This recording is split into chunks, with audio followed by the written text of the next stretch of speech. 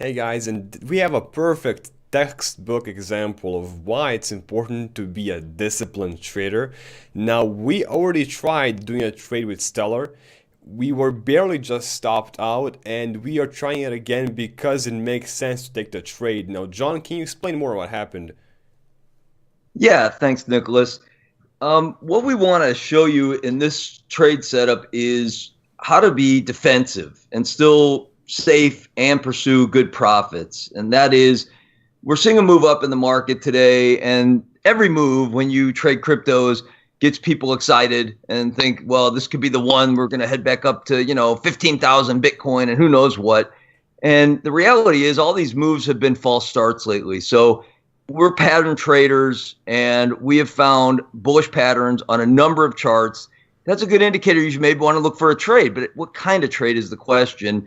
And what to trade? If everything's looking similar, how do you decide which crypto to choose? Well, we showed you in a recent video that Stellar had great relative strength. It didn't hit lows that other cryptos, including Bitcoin, did. It rebounded faster and stronger. And so overnight, it went up quite a bit. And it actually shows in this chart a very bullish inverse head and shoulders pattern. We're using a 30-minute chart because that's also defensive. We want to see movement on a short-term basis so we can define our risk more short-term, meaning tighter. And David will get to that in a minute. But we've got the first shoulder, a head, another shoulder. It's a very textbook pattern, usually very bullish. We broke out. We've retested, kind of moved up, and now we're retesting again. It can retest multiple times before it makes a move. The ultimate takeaway is if the market's moving up, Stellar should be moving up as much, if not more. Now, that may not happen, but we want our people who learn from us to understand trade strength. And Stellar is showing more strength than almost any other coin in the large crypto market. So we want to be back in that if we want to be in it all. And we're still in our Ethereum trade too, so it's not like we're afraid to trade other things if they make sense. But if you're adding, look for relative strength. I'm going to let David walk you through the specifics of how we're going to trade this one, and you'll see what we mean by being defensive traders while still pursuing profits. David? Thanks, John. Good morning, Nick. Let's jump right into the details here, John. Our entry on this trade is 0.2285. And we're going to put a stop loss on this one just below 21. So let's call it 208.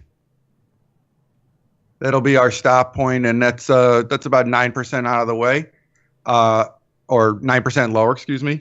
There are definitely different ways you can approach this as you can look at that pattern, and you can see there are several lower places that you could put stop areas below 20 cents, below 19 cents. If you do that, just be aware, you're taking more risk. Adjust your size lower.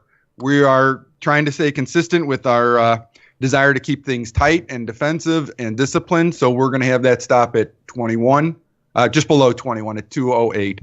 Our first target on this is back to the familiar, just under the 27-cent range. Probably 268, 269. We'll take a little piece off or check how the market's doing. We're going to have to look and see how everything looks on the close. So, John, throw it back to you to wrap things up for us. Okay, I'll add a couple of things for you and a little tip to watch. We've talked about it before, but today's a great day to be watching it on multiple cryptos. First, we've got a upside target of 0.33 that if we see any strength in this market, it can follow through beyond 27. And you're kind of watching that to be defensive too. It's like, great, we hit 27, we made some money, but are we hitting it with strength? Are we hitting it with volume? You want to start looking at your indicators and see if you're getting what we call confirmations, that this is a real move, not them just playing games, trying to get you in again, only to tank it. So we're nowhere near knowing that. So keep an eye on those numbers, and it'll help us find out. Our pig, which is poof, and it's gone, which we like to point out, is all trades in a defensive bear wave where you're being defensive in your trading. All trades, you should be taking profits as you go. We've given you our first target, and hopefully we'll see 27, so we get a good risk return. But let's take profits as you go. And then finally, a good part of defensive trading is using good fundamentals of how to read charts. And the daily chart is the main chart most people rely on for trading. So we have a concept called close is what matters. And what that means is they could take this price in the next 2 hours and spike it back down below 20 cents. We're going to be watching carefully, see what kind of volume happens when that happens, what kind of follow through. Does it just keep going? Does it wiggle around?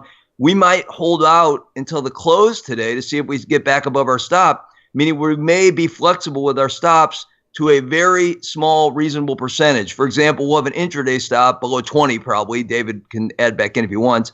But below 20, we'll get out and just look to re-enter. But if it wants to just have a spike down to get people scared out, come right back, we'll hold for the close because the close is the strongest indicator of real direction for the market.